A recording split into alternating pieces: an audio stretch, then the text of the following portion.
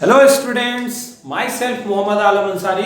बच्चों मैं आपको पढ़ा रहा था क्लास 11th की फिजिक्स। हम पढ़ रहे थे इस चैनल आलम फाउंडेशन क्लासेस के माध्यम से। मैंने आपको एक नया चैप्टर शुरू करके पढ़ा रहा था। जो मेरा नया चैप्टर था वो था फिजिकल मैथमेटिक्स। मैंने आपसे कहा था कि यदि हमको 11th 12th और कॉम्पिटिटिव के लिए फिजिक्स का अच्छा नॉलेज रखना है तो सबसे पहले हमारे पास एक सबसे बेसिक चीज पता होनी चाहिए, वो है कैलकुलेशन ऑफ क्वेश्चंस। जो न्यूमेरिकल प्रॉब्लम्स हैं उनको कैलकुलेट कैसे करेंगे, और डेरिवेशन ऑफ फार्मूला और कुछ कॉन्सेप्ट। इन चीजों के लिए हमें एक टूल्स की जरूरत पड़ेगी जिसको मैं मैथमेटिकल टूल्स नाम दे रहा हूं। उसको हम इसी फिजिकल मैथमेटिक्स के अंतर्गत पढ़ेंगे। मैंने एक वीडियो लेक्चर इस पर बना रखा है जो काफी लंबा हो गया था, 1 घंटा 4 मिनट का हो गया था। अगर आपने उसको नहीं देखा है तो प्लीज आप टाइप करिए आलम फाउंडेशन क्लासेस यूट्यूब पर और जाके देख लीजिए। क्लास 11th की प्लेलिस्ट से आपको मिल जाएगा वो वीडियो। और आज मैं पढ़ाऊंगा आपको इसी फिजिकल मैथमेटिक्स का पार्ट 2। बच्चों आज हम पढ़ेंगे समाकल गणित, इंटीग्रल कैलकुलस। देखिए ध्यान से, मैथमेटिक्स का बहुत एप्लीकेशन है हमारे फिजिक्स में। उसमें आज हमारा जो एप्लीकेशन है वो है समाकलन का, इंटीग्रेशन का। मैं आपको कैलकुलस नहीं पढ़ाने वाला हूँ, ऐसा नहीं कि लंबा चौड़ा कैलकुलस पढ़ाऊंगा। मैं आपको कोई मैथमेटिक्स पढ़ाने वाला नहीं, मैं सिर्फ वो चीजें बताने वाला हूं जिनसे हमारा फिजिक्स चले, जिनसे हमारा फिजिक्स चले ही नहीं बल्कि मैराथन को भी क्रॉस करे, बहुत तेज दौड़े।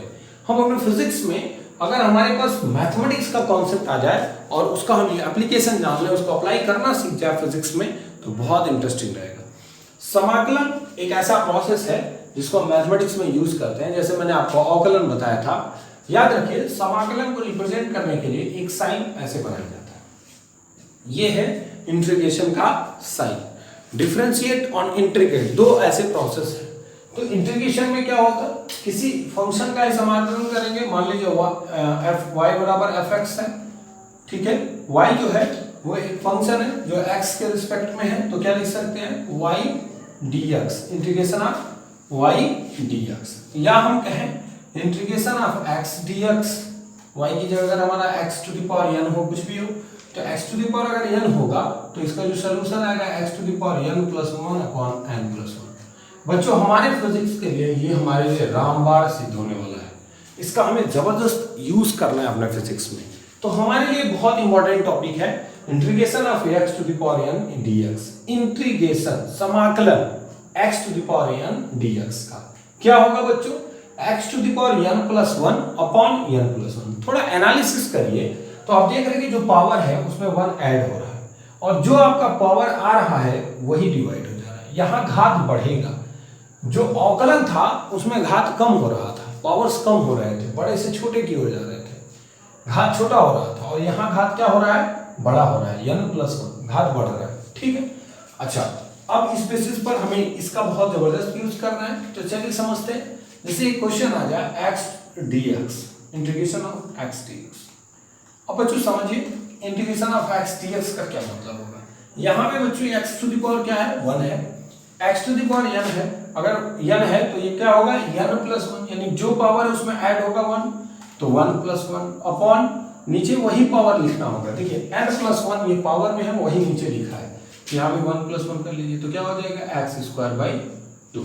एक और क्वेश्चन करते हैं, integration of x cube dx, तो क्या हो जाएगा बताइए, x टू द पावर जो पावर है वो 1 ऐड होगा, 3 प्लस 1 अपॉन नीचे 3 प्लस 1, तो क्या हो जाएगा x to the power 4 upon 4। कोई कहे आपसे कि integration of t to the power 4 dt का बताइए, तो क्या होगा बच्चों, चलिए -4 करते हैं, थोड़ा और कॉम्प्लिकेटेड करते हैं। -4 है, कोई प्रॉब्लम नहीं, माइनस रहेगा तो कोई दिक्कत नहीं। माइनस n प्लस 1 होगा, नहीं n प्लस 1 होगा, सिंपल है। बस n माइनस में है तो कोई बात नहीं, t यहाँ बेस x है तो x लिखा है, यहाँ t है तो t लिखेंगे। -4 प्लस 1 अपॉन जो पावर ऊपर है वही नीचे भी रहेगा, -4 प्लस 1, तो क्या हो जाएगा t to the power -3 upon 3। This is the answer. इसी प्रकार अगर हम किसी कांस्टेंट का अगर हम करते हैं c dx करते हैं, सॉरी c dx करते हैं, तो उसका आंसर क्या होता है 0।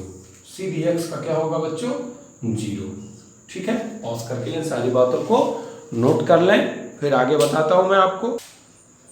अब बच्चों आइए आगे बढ़ते हैं। कुछ लोग कहते हैं कि जो समाकलन है वो अवकलन की उल्टी प्रक्रिया है।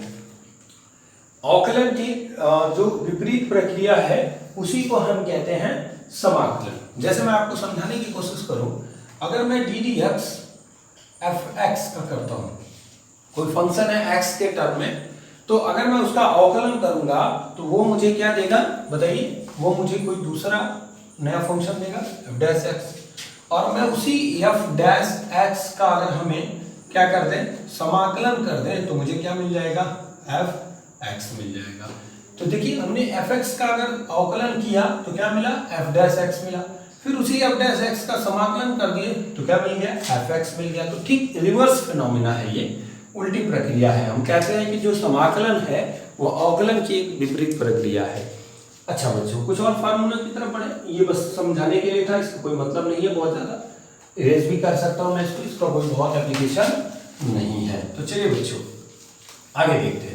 अगर हम बात करें कि इंटीग्रेशन ऑफ, ध्यान से समझें, k x d x, k x to the power n d x, मतलब कि जो हमारा x to the power n होगा उसका कुछ कोफिशिएंट होगा, और वो क्या होगा कोई अचर राशि होगी, वो कांस्टेंट होगा। तो पहले उसको बाहर कर लेंगे k x to the power n d x. अब ये जो हो गया ये पुराने वाले फॉर्मेट का हो गया, k into x to the power n plus one upon n plus one. एक एग्जाम्पल करते हैं, जैसे मैं आपसे कहूं कि 13x के पावर माइनस 2 dx का करना है, तो क्या हो जाएगा बच्चों बताइए, 13 आपका बाहर हो जाएगा, ये तो क्लियर है कि 13 आपका बाहर होने वाला है, और x टू द पावर जो आपका -2 है, x टू द पावर जो -2 है उसमें 1 ऐड करना होगा, तो क्या हो जाएगा बताइए x to the power -2 plus 1, तो 13 into x to the power -2 plus 1 upon -2 plus 1, तो क्या हो जाएगा 13 into x to the power -1 upon -1, ये हो जाएगा -13 अपॉन x। ठीक है, इस तरह से आप क्वेश्चंस को सॉल्व करेंगे। ठीक है, आगे देखते हैं नेक्स्ट। चलिए अब बात करते हैं कुछ फॉर्मूले की जो हमारे लिए काफी यूजफुल है। यहाँ ध्यान से सुने मेरी बात कि इंटीग्रेशन का जो मैंने फॉर्मूला लिखा है वो कुछ नहीं है, बहुत ज्यादा फॉर्मूले हैं, मैंने बस उतना ही लिखा है जिससे आपका काम चल सके। देखिए 1 dx का x आता है बच्चों, आप ये समझ जाइए कि 1 dx का x कैसे आता है। इंटीग्रेशन ऑफ 1 dx कर रहे हैं हम, तो इसको हम लिख सकते हैं x to the power 0 dx। ठीक है, क्योंकि x टू द पावर 0 का मान 1 होता है। अब यहाँ पे जो पावर है वो 1 ऐड होगा, तो 0 प्लस 1 अपॉन 0 प्लस 1, तो x to the power 1 upon 1 यानी कि x टू द पावर 1 हो जाएगा। x to the power n dx का क्या होगा, n plus 1 upon n plus 1 बताया है, इसका भी आपको बताया था। 1 अपॉन x dx का होता है बच्चों log बेस e x होता है, कितना होता है log base e x। sin x dx का होता है minus cos x, cos x dx का होगा sin x, sin kx dx, जिससे sin ओमेगा t आएगा, तो वहां पे हो जाएगा minus cos kx upon k, ये याद रखेंगे भाई। इसी तरह cos kx dx आएगा तो sin kx अपॉन k हो जाएगा। ध्यान से समझने वाली चीज है, यहाँ पे जो k होगा वो कांस्टेंट होगा। जैसे आपको मिलेगा, आपको जो इंटीग्रेशन जैसे cos ओमेगा t मिलेगा, sin ओमेगा t मिलेगा, तो यहाँ पे ओमेगा हमारे लिए कांस्टेंट की तरह काम कर लेगा, तो क्या हो जाएगा, अगर मान लीजिए cos ओमेगा t रहता तो sin omega t upon omega हो जाता। ठीक है, तो ये आप पॉज करके नोट कर लें क्योंकि इसकी जरूरत पड़ेगी हमारे फिजिक्स में आगे चल करके। देखिए बच्चों, अगला जो टॉपिक है वो डेफिनिट इंटीग्रल का है, जो हम समाकलन कर रहे हैं x to the power n into dx का। अगर हम कहें x की वैल्यू यहाँ x1 से x2 के बीच में है, ठीक है, x1 से x2 तक हो सकती है, या x1 जो है उसकी निम्नतम वैल्यू को दिखा रहा है और x2 उसकी हाईएस्ट वैल्यू को रिप्रेजेंट कर रहा है, तो इसको हम कहते हैं लोअर लिमिट, और इसको कहते हैं अपर लिमिट। तो अगर हमें इस तरह के क्वेश्चंस मिलेंगे तो बिल्कुल वैसे ही सॉल्व करना है जैसे पहले किया था, x to the power n plus 1 upon n plus 1। बस आपको ये नीचे x1 लिखना है, ऊपर क्या लिखना है x2। एक बात का ध्यान रखना है बच्चों कि जो ये सॉल्व करने पर आएगा उस पर पहले अपर लिमिट रखेंगे, फिर माइनस का साइन लगाएंगे, फिर लोअर लिमिट रखेंगे। फॉर एग्जांपल मैं आपको समझाता हूँ, जैसे x to the power 2 dx है और 0 से 1 तक है, ठीक है, इसको आपको सॉल्व करना है, इस क्वेश्चन को आपको सॉल्व करना है। तो क्या करेंगे बच्चों, बहुत इजी है भाई, x to the power 2 dx के बारे में सोचिए, ये 1 और 0 को छोड़ दीजिए। चलिए x to the power 2 dx का क्या लिखेंगे आप, बहुत अच्छे, x to the power 2 plus 1 upon 2 plus 1 ये लिखेंगे ना, बाकी ब्रैकेट लगाएंगे जैसे मैंने लिखा है 0 और 1, ये क्या हो जाएगा x to the power 3 upon 3, ठीक है बच्चों, 0 to 1। अब ये जो लिमिट का चिन्ह है, ये जो लिखा है मैंने, ये वहां रखा जाता है जो वेरिएबल होता है। वेरिएबल समझते हैं, जो बदलने वाला होता है। x 3 3 इन सब में कौन वेरिएबल है? x वेरिएबल है जिसकी वैल्यू चेंज हो रही होगी। तो x की जगह पहले अपर लिमिट रखेंगे, 1 रखेंगे, तो क्या हो जाएगा 1 का क्यूब अपॉन 3 माइनस, फिर इसी x की जगह 0 रखेंगे, माइनस का साइन लगाएंगे, फिर इसी x की जगह 0 रखेंगे, 0 का क्यूब अपॉन 3। इसको सॉल्व करेंगे बच्चों तो ये आ जाएगा 1/3। तो दिस इज योर आंसर। इसी तरह से एक और क्वेश्चन आ गया, x to the power -3 dx, यहां से 2 और 4 आ गया। तो आप क्या करेंगे बच्चों, चलिए देखिए सॉल्व करते हैं। तो क्या होगा, मैंने कहा जो पावर है वो ऐड होगा, -3 + 1, एक बढ़ेगा -3 + 1, ठीक है। जो पावर है चाहे वो प्लस का हो चाहे माइनस का हो, डजंट मैटर, आपको 1 ऐड करना है, n + 1 करना है। तो देखिए n की जगह -3 + 1, -3 + 1, नीचे क्या है 2, ऊपर क्या है 4। चलिए क्या हो जाएगा, x to the power -2 upon -2 हो जाएगा बच्चों।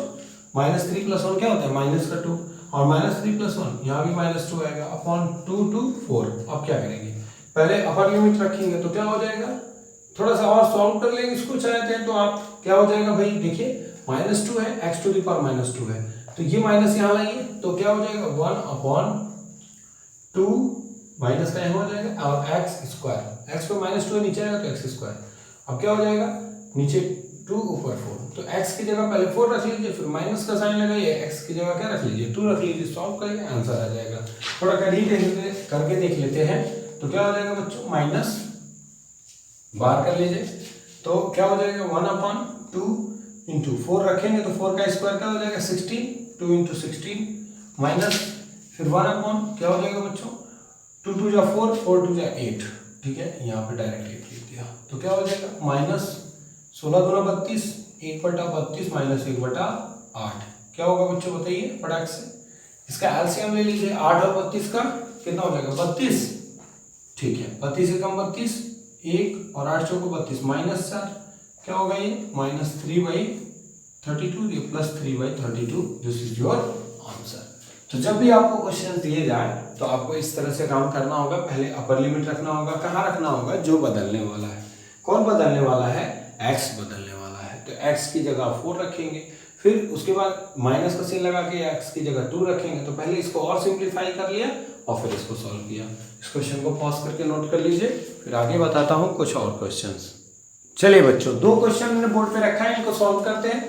पहला काम इनमें मल्टीप्लाई करना होगा, सिंपल सी बात है, जैसे डिफरेंशिएशन में कर रहे थे, पहले इंटीग्रेशन का साइन का मल्टीप्लाई, तो 3x², फिर dx का होगा इसमें, तो dx थोड़ा ध्यान से समझेंगे बच्चों, फिर इंटीग्रेशन का इसमें होगा, इंटीग्रेशन का साइन 2x, फिर क्या हो जाएगा बच्चों dx, फिर क्या होगा इंटीग्रेशन का 5 में होगा, फिर क्या होगा dx, ठीक है, कोई डाउट नहीं। 3 बाहर हो जाएगा, चलिए फिर क्या बचेगा x² dx प्लस, यहाँ 2 बाहर हो जाएगा, क्या बचेगा x dx प्लस, ये कांस्टेंट है इसका 0।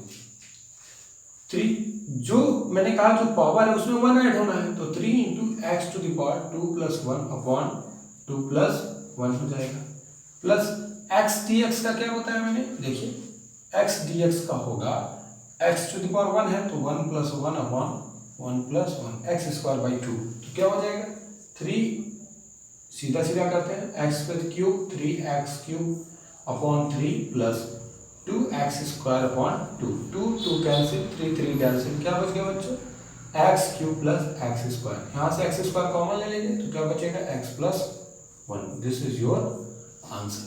इसको देख लीजिए, समझ में आए बात, कहीं कोई प्रॉब्लम किसी को, मुझे उम्मीद है कि नहीं आना चाहिए, कहीं कोई प्रॉब्लम आपको हुई है, बिल्कुल नहीं होनी चाहिए। चलिए अब देखिए गलती क्या हुई बच्चों, गलती ये हुई, ये जो हमारा कांस्टेंट टर्म था, ये जो 5 था, इंटीग्रेशन साइन के साथ मल्टीप्लाई होगा तो ये हमारा बाहर हो जाएगा, तो यहाँ पे क्या बचेगा, इंटीग्रेशन से बाहर होगा तो सिर्फ dx बचेगा, 5 बाहर हो जाएगा, 1 dx हो जाएगा, और 1 dx का x होता है, तो यहाँ मेरे पास क्या आ जाएगा 5x आ जाएगा, समझ रहे हैं। तो इतनी जल्दीबाजी में मत दिखाइएगा कि आपका सारा का सारा चौपट हो जाए, यहाँ क्या हो जाएगा 5x, तो आंसर क्या आ जाएगा x³ + x² + 5x, this is your answer. ठीक है बच्चों, इस तरह से इस क्वेश्चन के सॉल्यूशन को नोट कर लीजिए। अगले वाले पे आइए, इसको सॉल्व करते हैं। ठीक है, अगर ये इकलौता सिर्फ ऐसे होता इंटीग्रेशन ऑफ 5 तो आंसर हमारा 0 आ जाता। ठीक है, चलिए अब देखिए आप इसको सॉल्व करते हैं तो क्या होगा, जब हम इसके बारे में सोचेंगे तो पहली बात तो हमारा लिमिट है, चलिए कोई बात नहीं, sin 2x dx, तो हमने बताया इंटीग्रेशन sin kx dx का क्या होता है, क्या होता है बताइए, minus cos kx upon k होता है। चलिए तो क्या हो जाएगा यहाँ माइनस कॉस, ठीक है, 2x अपॉन 2, क्योंकि k की जगह हमारे पास 2 है। ठीक है, और नीचे आ जाएगा 0 और यहाँ π/2। प्लीज चेक करिए, देखिए सही है, कोई डाउट इसमें नहीं होना चाहिए, मुझे भी उम्मीद है। अब आगे बढ़िए, देखिए -1/2 यहाँ पे बाहर कर लीजिए, तो क्या बचेगा बच्चों, cos 2x बचेगा, और यहाँ पे 0 और π/2। बदलने वाला इसमें क्या है, सिर्फ और सिर्फ x, 2 तो बदलना नहीं, कांस्टेंट, तो -1/2। चलिए पहले अपर लिमिट रखेंगे बच्चों, यानी π/2 रखेंगे, तो क्या हो जाएगा cos 2 इंटू x की जगह रखेंगे π/2 माइनस cos 2 इंटू एक्स की जगह 0।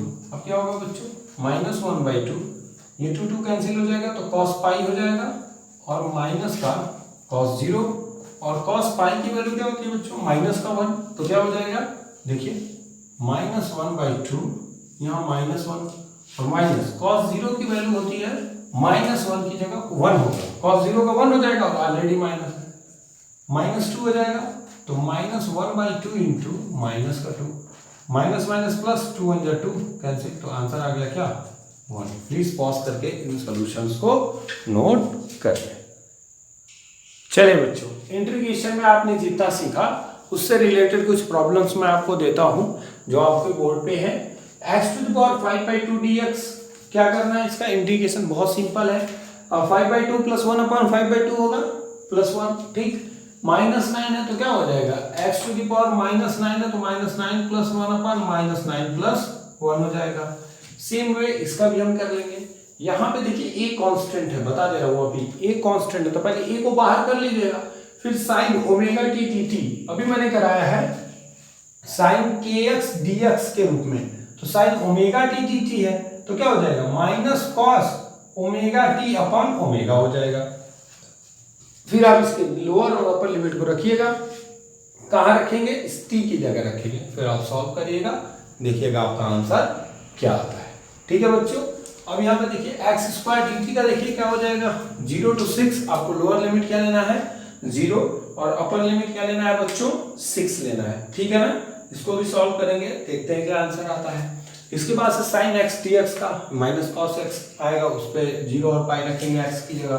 यहाँ पहले इस तरह से पहले इसको खोल लेंगे, देखिए पहले क्या करेंगे, इसको समझा दे रहा हूँ क्योंकि ये आपको मिलने वाला है, x² + 6x + 7 और dx, ठीक है, 3 to 10। अब ध्यान दें, पहले आप इसका मल्टीप्लाई करिए, तो 3 to 10 3x², इसका सिर्फ इसमें होगा, अब dx में करिए, फिर प्लस, फिर इंटीग्रेशन 3 to 10 6x dx, फिर प्लस इंटीग्रेशन 3 to 10 फिर 7 dx, फिर आप बारी बारी करिए तो आपका इजी हो जाएगा।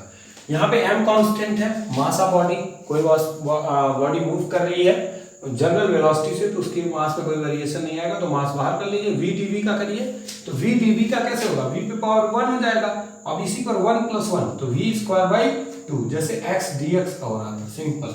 अब यहाँ ये gm/x² dx, आपने क्लास 9 में पढ़ा था ना, ग्रेविटेशनल फोर्स, उसका फॉर्मूला, तो g कांस्टेंट है, कैपिटल M कांस्टेंट होगा, स्मॉल m कांस्टेंट होगा, तो 1/x² ऊपर जाएगा तो x पे पावर -2, बस इन्फिनिटी से आपको कहां तक लेके चलना है बताइए, इन्फिनिटी से r तक लेके जाइएगा। यहाँ पे देखिए, यहाँ पे 0 a + bx dx, अब देखिए a कांस्टेंट है तो a dx का कर लीजिएगा, फिर bx dx, तो b बाहर हो जाएगा, फिर x dx का करिएगा, और 0 और l तक लिमिट ले लीजिएगा। तो पॉज करके इन क्वेश्चंस को नोट कर लीजिए, इन क्वेश्चन को आप सॉल्व करेंगे और सॉल्व करके मेरे व्हाट्सएप पे सेंड करेंगे। पहले नोट करिए। देखिए बच्चों, मैंने अगला जो आपको बताया था मैथमेटिकल टूल्स, वो है ट्रिग्नोमेट्री। बच्चों आपको मैंने जितना कुछ लिख रखा है, ये सारी बातें आपको, मुझे उम्मीद है कि सारी पहले से पता है, बस एक क्विक रिवीजन के लिए मैंने लिखा है, नहीं तो आप कहोगे कि यार ये फर्स्ट ईयर में पढ़ा रहे हैं और वो भी कह रहे हैं कि हम जेईई मेंस तक की बातें आपको बताएंगे, तो ये ट्रिग्नोमेट्री का एकदम बेसिक सा चीज़ क्यों बता रहे हैं, इसलिए बता रहा हूँ बच्चों क्योंकि ये बहुत यूजफुल है। और होता क्या है कि हम अपनी पढ़ाई के दौरान उन चीज़ों को ऐसे इग्नोर कर देते हैं जो हमें बहुत ज़्यादा इंपॉर्टेंस है उनका आगे, और हम सोचते हैं कि इनका कोई ज़रूरत नहीं। तो ट्रिग्नोमेट्रिकल कुछ चीज़ें ऐसी हैं जिनका बहुत यूज होगा। ट्रिग्नोमेट्री में भी बहुत सारे फॉर्मूले हैं, मैंने सिर्फ उन्हीं की बात कर रखी है जिनका हम ज़्यादा यूज करेंगे। एक चीज़ मैंने यहाँ ड्रॉ ही नहीं किया है, ट्रिग्नोमेट्रिकल जो वैल्यूज होते हैं sin 0, sin 30, sin 45, sin 60, sin 90, ये आपको बहुत अच्छे से याद होना चाहिए। मैं बार बार कह रहा हूँ, आप वर्क का सवाल लगाएंगे तो W बराबर एफ एस कॉस थीटा आएगा, थीटा की वैल्यू 30 दिया होगा, तो आप कॉस 30 की वैल्यू ही नहीं याद है तो आप क्या सॉल्व करेंगे, है ना। तो आपको पहले ट्रिग्नोमेट्रिकल की वैल्यूज आप प्लीज उसे राइट डाउन कर लें अपने प्रीवियस बुक से, क्लास 10th की जो बुक है उसे आप लिख लें। मैंने यहाँ पे भी कुछ लिखने की कोशिश की है जो मुझे लगा इंपॉर्टेंट है। पाई का मतलब होता है 180 डिग्री, तो आप जानते हैं 2 पाई होगा तो 360 हो जाएगा। साइन ए प्लस बी, ये हमें जब वेव ऑप्टिक्स पढ़ाऊंगा तो बहुत यूज होगा इसका। साइन ए प्लस बी तो sine A into cos B plus cos A into sine B, आप सब पढ़े हैं। Sine A minus B, sine A into cos B minus cos A into sine B, अपने notes में जरूर prepare करें। Cos A plus B, cos A into cos B minus, ध्यान है यहाँ प्लस है तो यहाँ क्या है माइनस है, और यहाँ माइनस है तो यहाँ क्या है प्लस है। किसी राइट एंगल ट्रायंगल के लिए पाइथागोरस थ्योरम हमने पढ़ा होगा, हाइपोटेन्यूस का square equal to perpendicular square plus base square, ठीक है। कर्ण का वर्ग बराबर लंब का वर्ग धन आधार का वर्ग। साइन थीटा आपने पढ़ा होगा, लंब बटा कर्ण, बहुत यूज होगा बच्चों, ऐसा नहीं है, मैं दिखाऊंगा वहां पे जब यूज करूंगा तो कि देखिए मैंने आपको मैथमेटिकल टूल्स में या फिजिकल मैथमेटिक्स में पढ़ाया था और आप उसको इग्नोर कर दिए थे, तो प्लीज यहाँ ध्यान से पढ़िए। कॉस थीटा क्या होगा आधार बटा कर्ण, टैन थीटा क्या होगा लंब बटा आधार, ये हो गया लंब, ये हो गया हमारा आधार और ये हो गया हमारा कर्ण, ठीक है बच्चों। अब देखिए कॉट थीटा क्या होगा, तो आप जानते हैं कि टैन का रिवर्स होता है तो आधार बटा लंब।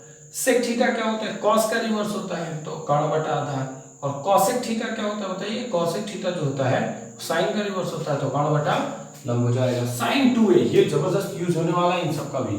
साइन 2a क्या होगा, 2 sin into cos a, cos 2a 2 cos square a minus 1, 1 minus 2 sin square a, cos square a minus sin square a। जब जरूरत पड़ेगी इन तीनों में से कोई अप्लाई करेंगे, ठीक है बच्चों। ये हमने पढ़ा था सब समीकरण sin square theta plus cos square theta बराबर 1, sec स्क्वायर थीटा बराबर 1 plus tan square theta, cosec square theta बराबर 1 प्लस cot स्क्वायर थीटा। बच्चों अभी मैंने आपको बताया, अभी आपको क्या क्या करना है कि sin 0 अंश, 30 अंश, 45 अंश, 60 अंश और 90 अंश, यहाँ तक कि आपको 180 तक का मान याद रखना है, ठीक है। तो जैसे आपने पढ़ा होगा कि sin 0 का मान होता है 0, sin 30 1/2, sin 45 1/2, sin 60 कड़ी में 3/2 और sin 90 का मान 1। इसी का उल्टा लिख दीजिए, सारा का सारा वैल्यू किसका आ जाएगा, cos का आ जाएगा। उन दोनों का डिवाइड कर लीजिए, sin बटा cos कर लीजिए, आपको tan का मिल जाएगा। इससे आप सारी वैल्यू फाइंड आउट कर सकती हैं। बस बच्चों ये बात ध्यान रखिएगा कि इनकी बहुत ज़रूरत है हमारे फिजिक्स में, इसलिए इनको बहुत लाइटली मत लीजिएगा, इनको अच्छे से पढ़िएगा, नोट्स अच्छे से कंप्लीट करिएगा। अगले वीडियो लेक्चर में हम पढ़ेंगे सरल रेखा में गति, मोशन इन अ प्लेन, ठीक है। फिर 1 डायमेंशन 2 डायमेंशन की बात हम करते रहेंगे। तो अब जब शुरू होगा हमारा मैकेनिक्स तो बहुत अच्छे से पढ़ना है, ईमानदारी से पढ़ना है, और प्लीज़ इन जो बेसिक चीज़ों को मैंने बताया उसको अच्छे से दिमाग में रख के पढ़ना है। आज मैंने जितना पढ़ाया उसको कॉपी पे अच्छे से नोट्स कर लीजिए, अपने बुक से इनको मैच कर लीजिए, पढ़ लीजिए, उससे भी हिंट ले करके कुछ नई चीज़ें मिले तो अपनी कॉपी में राइट डाउन कर लीजिए। और मेरे चैनल को अगर आप पहले व्यूवर्स हैं, पहली बार मेरे चैनल पे आए हैं तो लाइक शेयर और सब्सक्राइब कर दीजिए, और अगर आप पुराने व्यूवर्स हैं तो प्लीज़ इसको शेयर कर दीजिए और बेल आइकन को हिट कर दीजिए, और कमेंट करके बताइए कि मेरा आज का वीडियो आपको कैसा लगा। प्लीज़ बच्चों जब आप कमेंट करोगे, बताओगे कि मैं कैसा पढ़ा रहा हूँ, आपको कैसा लग रहा है मेरा पढ़ाया हुआ, तो मुझे हिम्मत मिलेगी कि हाँ चलो मैं अगर अच्छा पढ़ा रहा हूँ तो मैं और अच्छा पढ़ाने की कोशिश करूँ, और अगर मुझसे कोई फॉल्ट हो रहा है तो मैं उसमें और इम्प्रूवमेंट करूँ, उसको सुधारूँ। तो प्लीज़ मेरे चैनल को लाइक शेयर और सब्सक्राइब करिए, बेल आइकन को हिट करिए। Thank you.